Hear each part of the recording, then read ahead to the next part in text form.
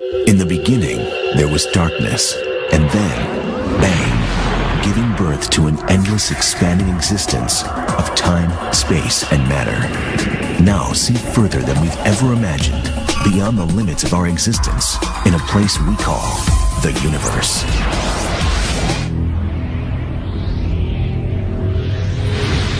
Our infinite universe is brimming with strange, violent, and potentially life-transporting phenomena.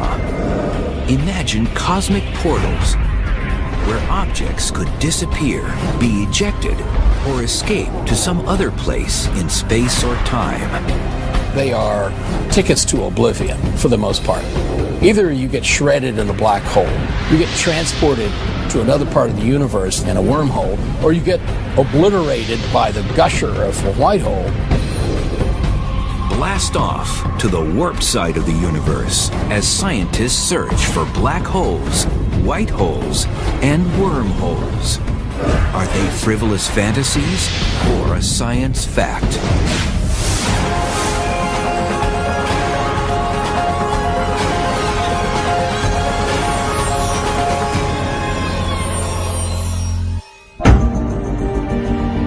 The universe is a cosmic cornucopia of endless possibilities. Imagine a shuttle service to anywhere in the cosmos. It's not aboard a futuristic spaceship. It's a galactic ride through a wormhole, a theoretical tunnel providing shortcuts through space and time. Wormholes are a little bit like a subway system that you might use in the city, where you're going into a hole, you go through a tunnel, and then you come out at the other end through another hole, and then you've traveled through the city. Same thing would be possible in a wormhole to travel between different points in the universe. Physicist Clifford Johnson has contemplated the possibility of wormholes.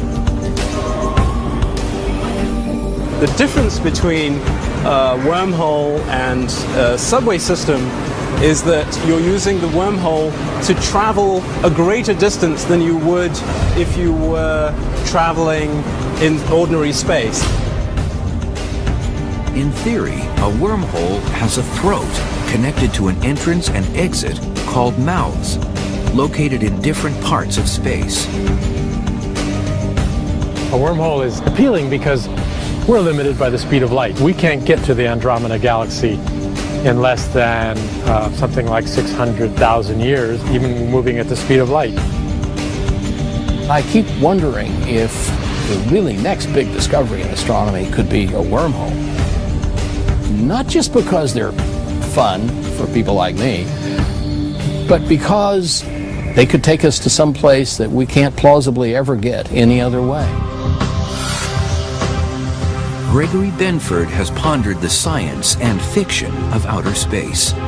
As both a physicist and author of over 30 sci-fi novels, Benford has witnessed fantastical theories become a reality. A lot of us would like to know if wormholes really exist or whether they're just another mathematical construct thought up by Einstein the genius. Albert Einstein's general relativity laws allow for the existence of wormholes. In 1930, Einstein and his colleague Nathan Rosen calculated the mathematics of one of these intergalactic pipelines. It became known as the Einstein-Rosen Bridge. A wormhole is a solution of Einstein's equations for general relativity, telling us how gravity works. They're hypothetical, and what they do is they connect different parts of space and time. The Einstein-Rosen mathematical wormhole arose from studying black holes. A black hole is a region in space of extremely strong gravity. The gravity is so strong that there is no way for objects that get too near to break away from its gravitational pull. Nothing can escape a close encounter with a black hole, not even light.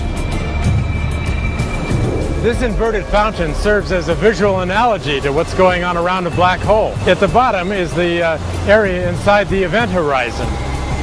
and the water falling into it is analogous to gas that might fall into a black hole. Imagine yourself being a fish swimming around this region. Once you get down inside this central portion, you're past the point of no return. But Einstein never intended his wormhole as a tool for space travel. His wormhole is theoretically created at some moment of time. It opens up briefly, then pinches off. Anything that tries to pass through it will get crushed when it squeezes apart. The typical wormhole that you write down in your equations and study is unstable. It'll vanish in an incredibly short time. So what you need is some means of holding it open. After Einstein's wormhole was determined unstable in the 1960s, little research was done on the concept. Then, the sci-fi film Contact was released in the late 1990s. Based on the book by renowned astronomer Carl Sagan, it proposed that a wormhole could be used for space travel. The book Contact and then subsequently the movie was a nice place in fiction that was accessible to everyone, where you could see the idea of a wormhole. So it was a nice way of getting people interested in that idea all over again. This was kind of a very far-fetched idea that wasn't even considered very seriously by many physicists until Carl Sagan decided to write this book and try to make it as realistic as possible. And since that time, theoretical physicists studying Einstein's general theory of relativity have considered travel through wormholes. Scientists began to investigate whether there might be a type of wormhole different from Einstein's that is traversable. But traversable wormholes needed something to prevent them from pinching off. You want to stabilize the wormhole. You don't want the wormhole to collapse. Keep the wormhole open. That requires something new called negative matter or exotic matter. We've never seen negative matter before. It would have anti-gravitational properties. But one day, if we ever find negative matter, perhaps that's the key to stabilize the wormhole. The idea of a traversable wormhole captivated science fiction enthusiasts. It also reinvigorated the serious study of wormholes within the science community. This transversable wormhole created quite a sensation, because perhaps it is physically possible to one day build a subway system to another galaxy. The term wormhole came from an analogy with an apple. You want to get from one part of the apple to another part. If you're a worm, you can eat your way down into the body of the apple and make a little tunnel and come out the other way, and it's shorter. But unlike a worm moving here on this apple, for a wormhole in our universe, we might not know what dangers lie at the other end of the wormhole. The other end of a wormhole could be connected to a very dangerous part of the universe, with all sorts of exotic phenomena. It might even be in the core of a star. If we ever find a wormhole, and if it's close enough for us to reach, almost certainly we'll first send automated probes through and direct them to come back, maybe even put them on a cable in case something nasty happens to them and they can't return. Physicists do not know of any way that a wormhole might arise naturally in our universe. But can they be made artificially? One possibility that physicists have speculated about that might allow you to construct wormholes would be to blow them up from what's considered to be the fabric of space-time that might actually contain tiny wormholes seething in and out of existence due to the laws of quantum mechanics. Scientists proposed that perhaps traversable wormholes could be sculpted out of quantum foam, a subatomic bubble-like structure that might exist everywhere in the universe, on length scales 1 billion trillion times smaller than the nucleus of an atom. That's how you do it in principle. It's completely unfeasible using any technology that we know of, but it's at least something you might consider. If one could be engineered or located in space, scientists contemplated other possibilities for a wormhole. Could it transport galactic vacationers to different points in time, as well as different places in space? To actually create a time machine or a wormhole machine that would take us to a distant galaxy, you would have to have the physics of an advanced civilization. A civilization perhaps millions of years beyond ours. Time machines have mystified movie audiences for over 50 years. Gentlemen, I am talking about traveling through time in a machine constructed for that very purpose. But could a wormhole be used for such travel? The wormhole may lead to things like being able to go to another galaxy by walking 5 feet through a wormhole, or even going to another time. But wormholes as time machines pose unsettling questions. In the distant future, will Earthlings be able to travel to the past and perhaps change history?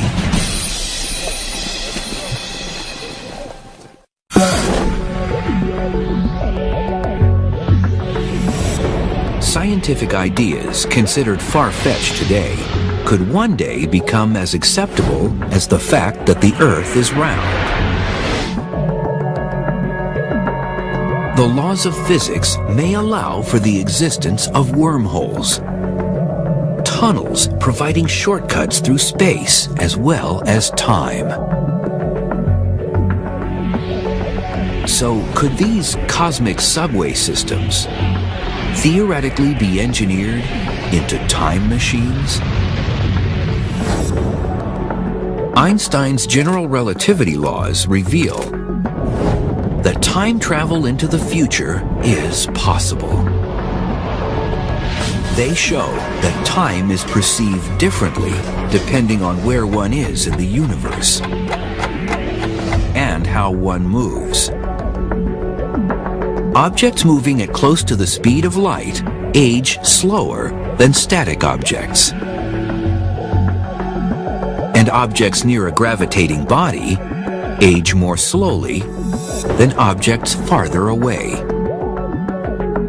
Clocks run at different rates in different gravitational fields. The stronger the gravitational field, the more slowly time passes relative to someone out in space where there's no gravitational field. On Earth here, on the surface, our clocks run slightly more slowly than clocks high up in the sky. So an example of this is that the clocks in the GPS system of satellites run a little bit more quickly than the clocks here on Earth because they're in a weaker gravitational field. And the scientists and engineers developing the GPS system had to take into account the different rate at which clocks run. If they hadn't done that correctly, then your GPS system wouldn't work. If you were taking a trip from Los Angeles to New York, you'd end up somewhere in Massachusetts. Forward time travel has been tested using highly precise atomic clocks. Scientists have placed one clock on the ground and another in a rocket flying high above the Earth. The two were compared using radio signals between rocket and ground. The clock on the rocket ticked faster. Here on Earth, my clock is running more slowly compared to someone in a rocket ship somewhere further away from Earth. So their clock is moving more quickly, they're going to the future faster. Physicists have studied whether wormholes could provide travel not only to the future, but also to the past. If there was a wormhole with one mouth near Earth and the other in the center of our galaxy, the rate of flow of time will be different at the one mouth than at the other, when compared through the external universe. But when looking directly through the wormhole, the rate of flow of time appears to be the same. This difference in their relative ticking rates, as viewed externally versus viewed through the wormhole, would convert the wormhole into a time machine. What that means is that by entering a wormhole, you could leave here today and come out the other end of the wormhole hundreds or thousands of years earlier. The wormhole may lead to things like being able to go to another galaxy, or even going to another time. It's possible you can use a wormhole of a certain kind to actually transport information backward in time, or people backward in time. But backward time travel raises disturbing paradoxes. Could one actually voyage to the past and change history?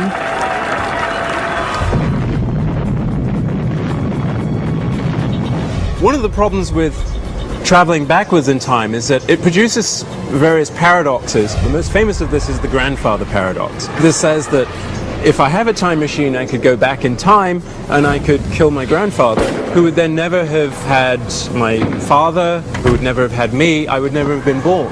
So that means you would never have been able to go back into the past in the first place. Or, let's say you go backwards in time and meet your teenage mother before you're born. And then your teenage mother falls in love with you. Then how can you be born if your teenage mother spurned your father and fell in love with you instead? The practical problems are enormous.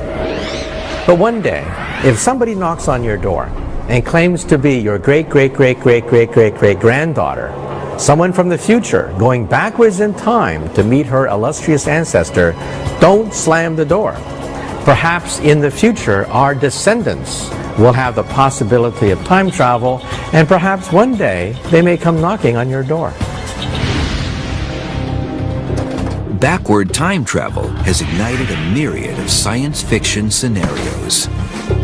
If that machine can do what you say it can, destroy it, George, before it destroys you.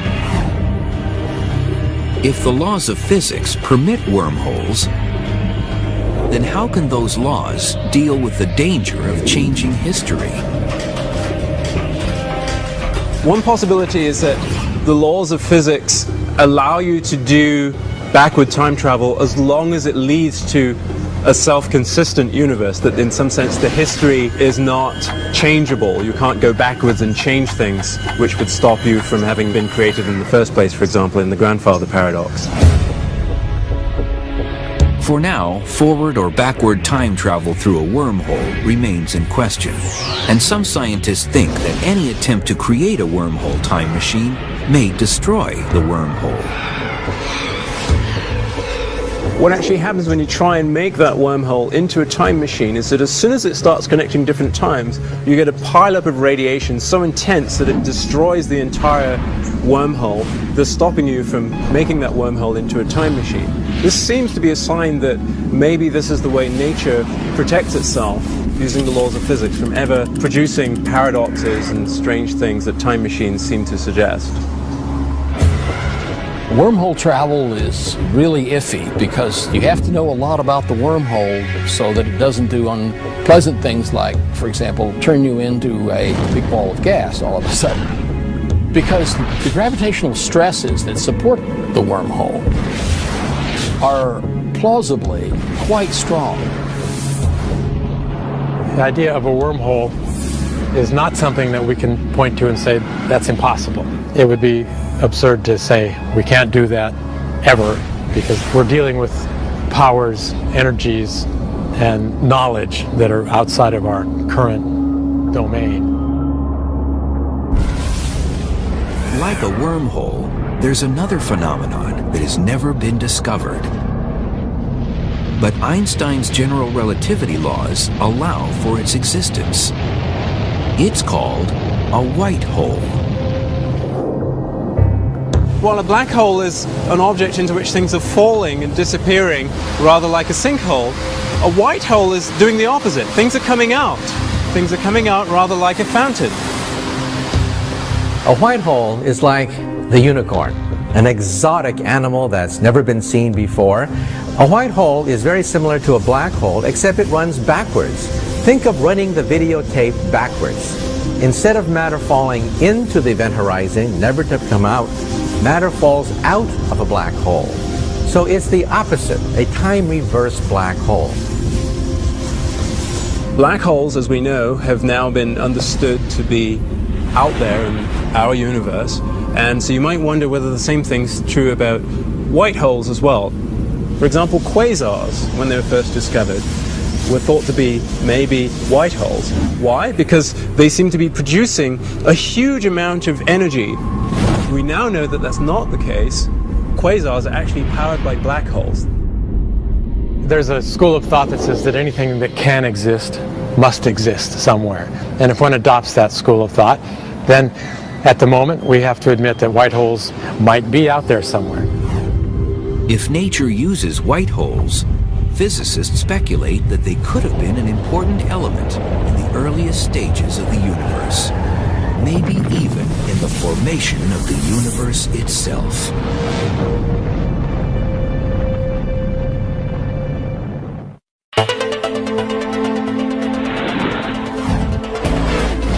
When trying to decode some of the mysteries of the universe, the answers may truly be black and white.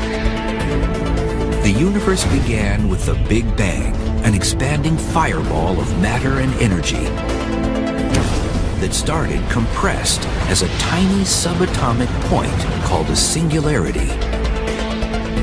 A singularity is a region where gravity is immensely strong. The Big Bang singularity gave rise to the entire universe, which includes space, time, and all the matter that fills it. A similar type of singularity is a white hole, a theoretical object that arises in Einstein's theory of gravity. It's essentially a black hole in reverse, a point of singularity where matter is ejected. Consequently, some scientists have wondered if the universe could have been created from a white hole. One idea to describe the entire universe has been that it's one big white hole in which there's an emergence from some initial singularity. That creative thought is one amongst many for how the universe was seeded and how it began and how the Big Bang emerged. Think about it. A white hole emits matter. It doesn't gobble up matter. But isn't the Big Bang the same thing? That small little quantum dot that expands and spews out matter? So perhaps the white hole could be the story of our universe. NASA's Wilkinson Microwave Anisotropy Probe, known as WMAP, has measured the radiation left over from the very early universe. Studies of this cosmic microwave background have confirmed that the universe began with a brief but colossal growth burst called inflation that preceded its regular phase of expansion. So some scientists speculate whether a white hole could have been the instigator of this growth birth.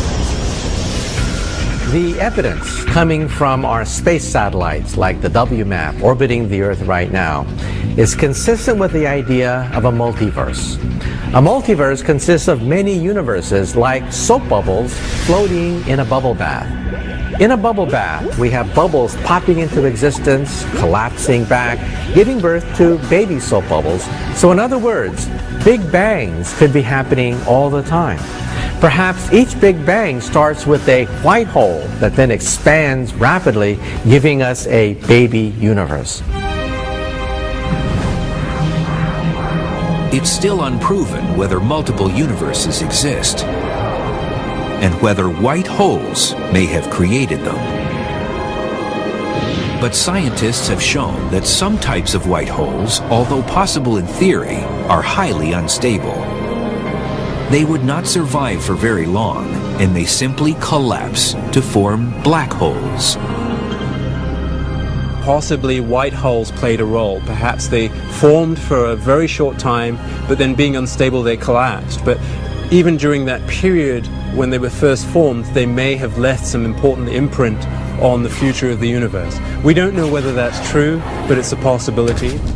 White holes are a nice act of imagination, but I don't think they have any substance yet. They're entirely theoretical objects, but then black holes were that way once upon a time. White holes might or might not have existed at the beginning of the universe. But one thing's certain, black holes are no longer science fiction. They're science fact. Scientists agree these whirling vortexes are born out of the death throes of massive stars. When a sufficiently massive star runs out of fuel, it is unable to support itself against its own gravitational pull. It then collapses inward to form a black hole. Black holes are troublemakers in the evolution of the universe. They can draw matter in, spew it out, reform, reorganize regions of the universe, perhaps part of a galaxy, take up residence at the center, start running the show. They're big muscular things that lumber around and cannot be stopped. Black holes are difficult to detect because they're black.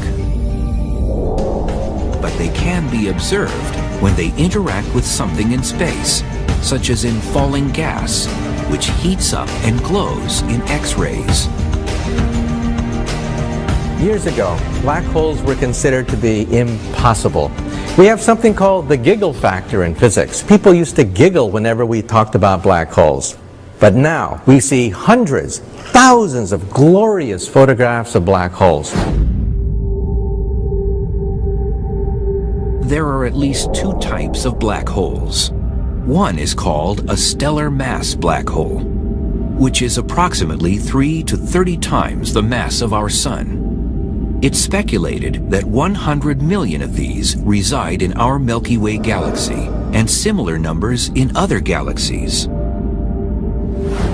The other is a supermassive black hole that is millions to billions of times the mass of our Sun.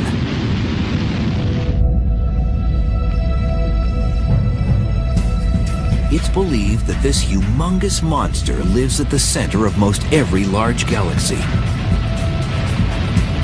Our own Milky Way galaxy has one.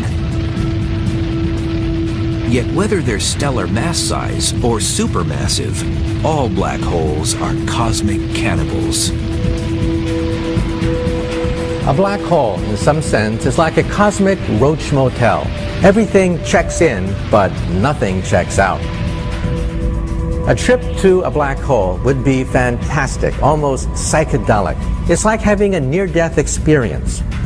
As you get even closer to the black hole, tidal forces begin to stretch your body apart so that the top of your body and the bottom of your body experience different gravitational forces, and you become spaghettified. Eventually, even the atoms of your body become noodles and become ripped apart. In the case of a supermassive black hole, the process of spaghettification is somewhat different.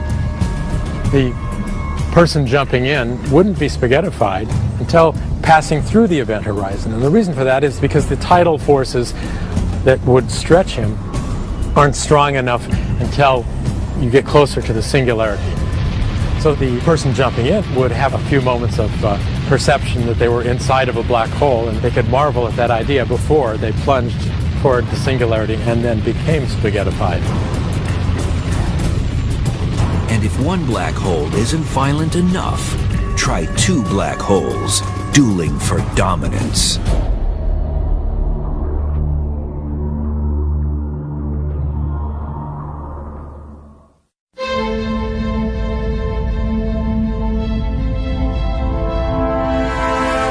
In the vastness of space, black holes occasionally pair off. It may appear as though they're engaging in some sort of cosmic courtship. But these unions are anything but harmonious. When two black holes get too close, they become trapped by each other's gravity. The two orbit around each other like whirling dervishes. These binary black holes will eventually collide and coalesce. It's believed that collisions between black holes will be quite common. They would be in orbit around each other and then spiral inwards, and at some point they would coalesce. And that coalescence creates a huge disturbance in space-time. If you have two objects that are bending space a lot around them, and they merge together, then you'll get this ripple, this wave going out, carrying energy with it. Typically, when black holes collide, they create wild vibrations called gravitational waves, which spread across the fabric of space and time. These ripples would be just like the ripples you would have, say, on the surface of a pond. If you threw a pebble into a pond, it creates a disturbance, and then you see the ripples carrying that disturbance away to far points of the pond. In the past, binary black hole collisions were impossible to identify.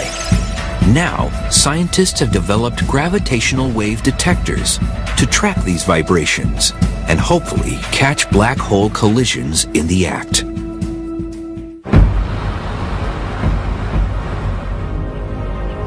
LIGO is a ground-based observatory that's currently searching for gravity waves produced from collisions involving stellar-sized black holes, a few times the mass of our Sun. The system uses lasers to measure the motions of mirrors that hang by wires from overhead supports. When two black holes merge together, they'll release these gravitational waves, these ripples in the shape of space. And as the ripples pass by these giant contraptions, they alter ever so slightly the distances between these detectors, and the detectors can actually monitor and see that change in distance. And that's the signature of a gravitational wave coming by. In the future, LISA, a joint NASA and European Space Agency mission, will be able to detect waves from collisions involving supermassive black holes. These impacts occur after two galaxies have merged, and their supermassive black holes sink to the center of the newly formed galaxy and find each other. And if collisions involving two supermassive black holes isn't chaotic enough, try three. In January 2007, US and European satellites actually observed black hole triplets 10 billion light years away in the Virgo constellation. They're actually three quasars, which are luminous objects thought to be powered by supermassive black holes located in the centers of galaxies. This trio is in close proximity to one another. They're only about 100,000 to 150,000 light years apart, which is about the width of our Milky Way. In all probability, the three will eventually engage in a hostile merger. If you take three large black holes brought close together because two big spiral or elliptical galaxies have slammed together, then it's a real free-for-all. And two of them could win the game and throw the third one out. Gravitational interactions between three bodies can lead to the ejection of one of the supermassive black holes from the system. And then you're just left with a binary supermassive pair that will coalesce ultimately. The supermassive black hole that gets ejected is ejected typically with enough speed that it can't carry stars with it. So it becomes a rogue black hole. It's off on its own. Modern science continues to unravel the mysteries surrounding black holes. But for some, one enduring question remains. The deepest question in all of black hole physics is what lies on the other side of a black hole? What happens if you throw the encyclopedia into a black hole? Is all that information lost? We don't know for sure. According to Einstein's general relativity laws, nothing can ever come out of a black hole. But if a black hole is extremely tiny, the laws of quantum mechanics merge with the laws of general relativity. Quantum mechanics governs the world of the very small, such as electrons, neutrons, and other subatomic particles. General relativity rules the world of the very large, where ordinary gravity is dominant, like planets, stars, and galaxies. The fact is, when you put together quantum theory with black holes, you find that they aren't completely inert objects that only suck things in and nothing comes out. They actually radiate. The black holes that radiate are called mini black holes, which are much smaller than their stellar mass or supermassive black hole cousins. Celebrated physicist Stephen Hawking proposed that if mini black holes exist, they must emit radiation, which has been named Hawking radiation. It is believed this radiation will cause a tiny black hole to evaporate and potentially disappear. Hawking gave mathematical evidence that when a tiny black hole forms and then evaporates, some of the information that went into the black hole never comes back out. This startling prediction caused a firestorm among physicists because the laws of quantum theory insist that information can never be completely destroyed. Essentially, the world split into two camps. Those who believed that Hawking's calculation was really it, and the other camp that said, well, Hawking's calculation needs refining. String theory and other theories seem to suggest that the information is actually preserved. It just comes out very subtly.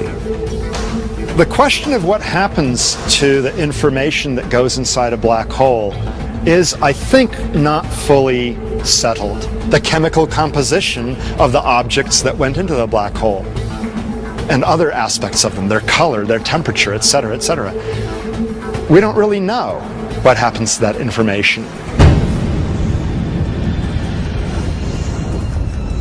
It appears unlikely that scientists could venture inside any black hole and return back home in one piece to report their findings. But a worldwide collaboration of scientists may be on the verge of the next best thing: manufacturing tiny black holes right here on Earth.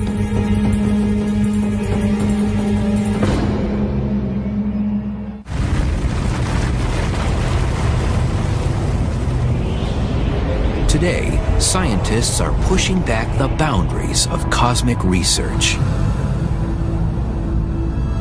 If naturally formed black holes aren't scary enough, what about a black hole factory?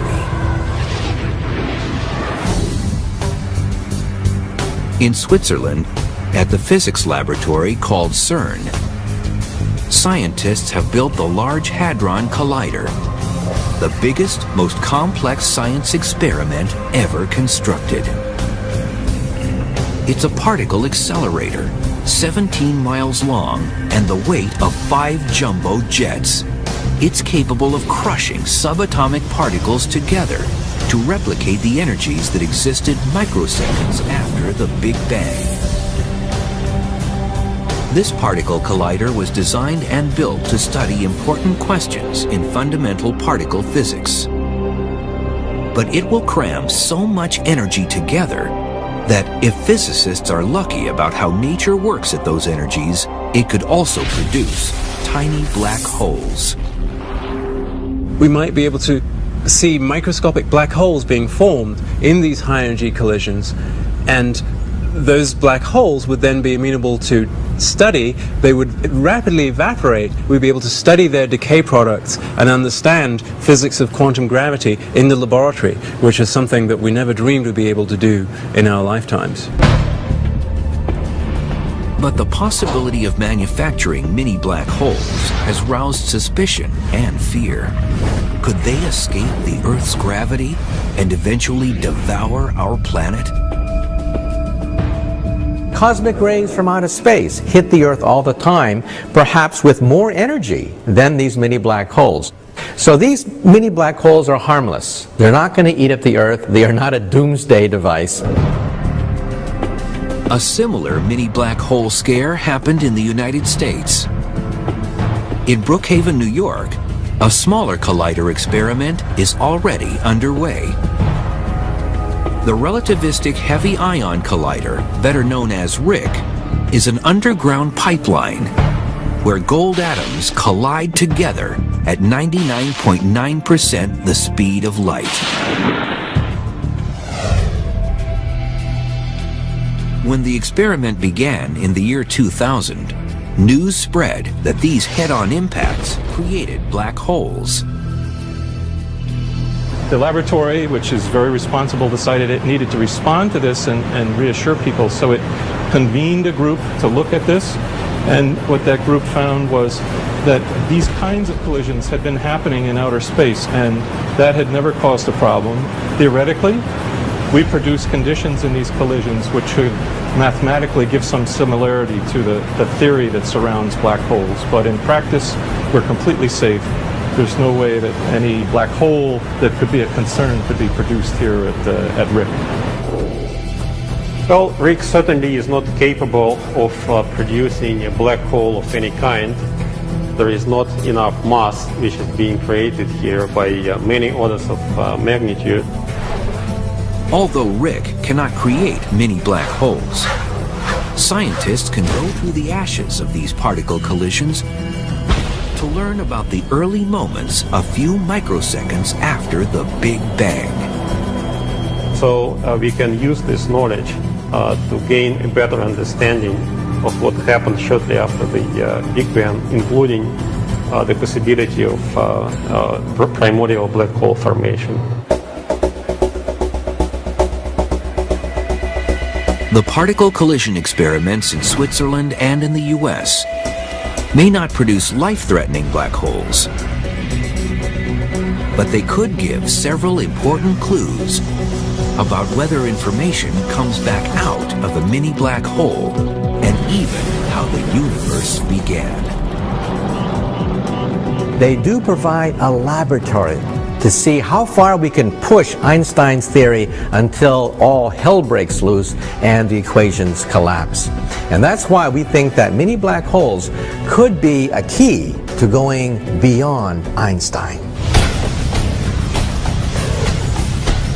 Physicists will continue to probe into the mysteries still surrounding black holes.